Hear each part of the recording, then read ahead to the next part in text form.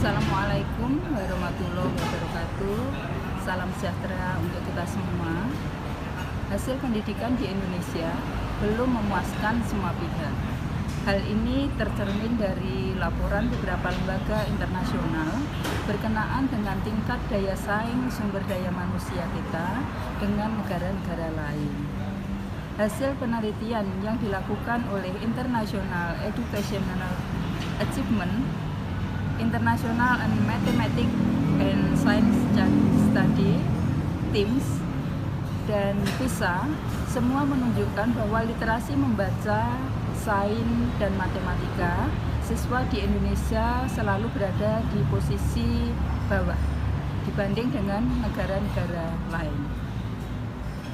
Data TIMSS tahun 1999 hingga 2011, skor literasi sains siswa Indonesia tidak pernah berada pada posisi atas.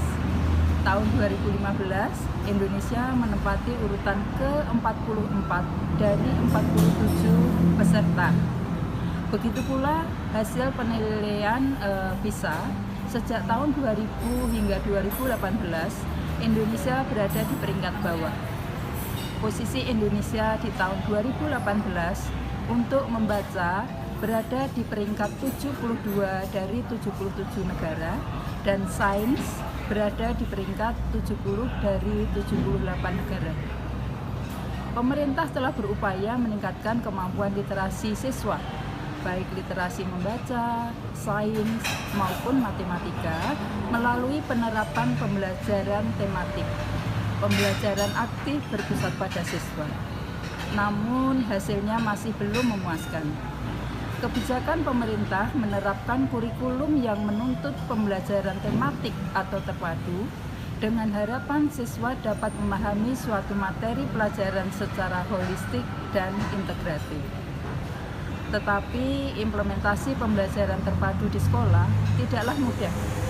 Faktor penunjang seperti mindset dan kemampuan guru, ketersediaan buku ajar dan perangkat pembelajaran lain harus dipersiapkan agar perubahan kurikulum memiliki dampak positif bagi peningkatan mutu pendidikan. Kebijakan pemerintah terbaru adalah penerapan asesmen nasional yang meliputi asesmen kompetensi minimum atau AKM, survei karakter, dan survei lingkungan. Harapannya, dengan kebijakan ini dapat mendongkrak literasi membaca, sains, dan matematika di kancah internasional. AKM dengan mata uji literasi dan numerasi relevan dengan apa yang dilakukan oleh TIMSS dan PISA. Kompetensi literasi dan numerasi dapat dilatihkan dengan pembelajaran terpadu, misalnya IPA dan IPS. Keterpaduan antara IPA dan IPS yang selanjutnya disebut dengan IPAS menjadi salah satu solusi pembelajaran untuk meningkatkan kompetensi literasi dan numerasi. IPAS merupakan gabungan antara IPA dan IPS.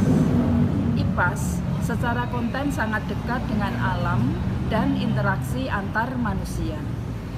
Pembelajaran IPAS perlu menghadirkan konteks yang relevan dengan kondisi alam dan lingkungan sekitar siswa. IPAS juga berperan penting dalam membentuk kompetensi literasi dan numerasi. Saat ini, literasi dan numerasi secara umum dipahami hanya terkait dengan bahasa Indonesia dan matematika. Oleh sebab itu, perlu dilakukan pengembangan IPAS yang dapat dikaitkan dengan literasi dan numerasi. Dengan demikian, siswa dapat terbantu dalam memahami konten dan konteks mata pelajaran IPAS, memperkuat penguasaan literasi dan numerasi, serta menjadi kecakapan hidup dalam kehidupan sehari-hari. Desain pembelajaran IPAS terintegrasi literasi dan numerasi perlu dikembangkan. Isu alam dan sosial merupakan konteks yang universal yang dapat digunakan sebagai konteks tes literasi sains baik secara personal, regional, ataupun global.